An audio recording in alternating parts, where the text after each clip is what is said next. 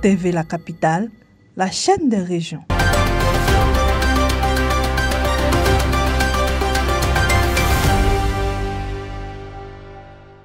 À Bondiali, le ministère d'État en charge de l'agriculture a lancé, avec le soutien de la Banque mondiale, une enquête statistique agricole dans la région de la Bagoué dans le cadre du projet d'harmonisation et d'amélioration des statistiques en Afrique de l'Ouest.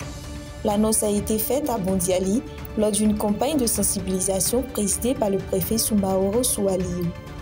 Cette enquête vise à instaurer un système permanent de collecte de données sur la production agricole, les revenus, l'emploi rural et la productivité. Elle se déroulera en 2 phases, une visite après semis et une autre après récolte. Le chef de mission Nguessan Touvori Jean-Philippe a insisté sur l'importance de la collaboration entre les ministères concernés et les autorités locales pour le bon déroulement de l'enquête. Les autorités coutumières et préfectorales sont sollicitées pour faciliter l'intégration des agents, la sensibilisation des populations et la sécurité des opérations. Les autorités locales, dont le préfet et le directeur régional de l'agriculture, ont salué la mobilisation des parties prenantes et ont appelé à un accueil favorable des agents pour assurer le succès de ce projet au service du monde agricole ivoirien.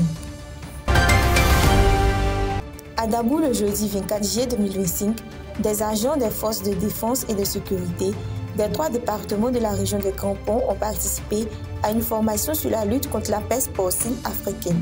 Cette session, conduite par des experts vétérinaires, a porté sur les signes cliniques, les modes de transmission ainsi que les conséquences économiques et sécuritaires de la maladie, qui a coûté près de 20 milliards de francs CFA à la Côte d'Ivoire en 2024.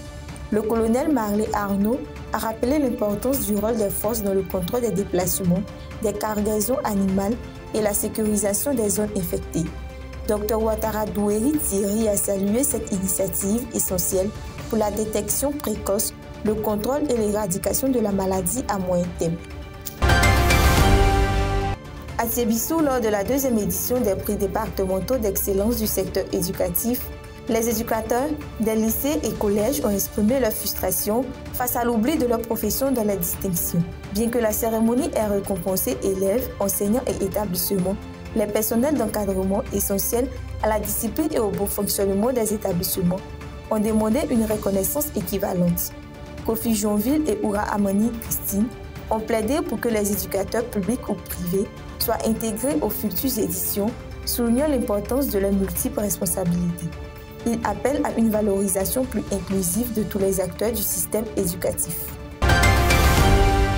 À Bondoukou, les associations communautaires avec Benkadi et Kankelema, situées dans le Donzozo, ont célébré leur fête annuelle de partage le 24 juillet 2025, en mettant en avant leur succès en matière d'autonomisation financière. Grâce à un système d'épargne hebdomadaire basé sur la solidarité, elles ont respectivement épargné 3 millions et 2,8 millions francs CFA en 1 an. Les fonds sont redistribués selon les contributions individuelles, permettant aux membres, majoritairement des femmes, de financer leur activité, scolariser leurs enfants et renforcer leur autonomie. Avec près de 120 membres au total, ces associations illustrent l'efficacité des filets sociaux communautaires salués par les autorités régionales. En parallèle, l'État prévoit l'enrôlement de 12 643 ménages dans le régime social unique avec des aides trimestrielles de 36 000 francs CFA afin de lutter contre la pauvreté et le renforcement de la cohésion sociale. À Djokwe, lors de la 38e journée internationale de lutte contre la drogue, la coalition des femmes leaders du Guémon a dénoncé la vente illégale de médicaments de rue, soupçonnant certaines vendeuses d'y dissimuler des drogues. Sa présidente, Minata Ouedraogo, a appelé à des sanctions sévères et à une action coordonnée des autorités pour lutter contre ce fléau qui menace la jeunesse.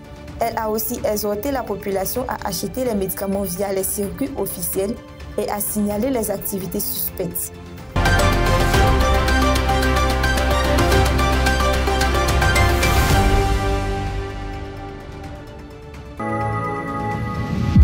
TV La Capitale, la chaîne des régions.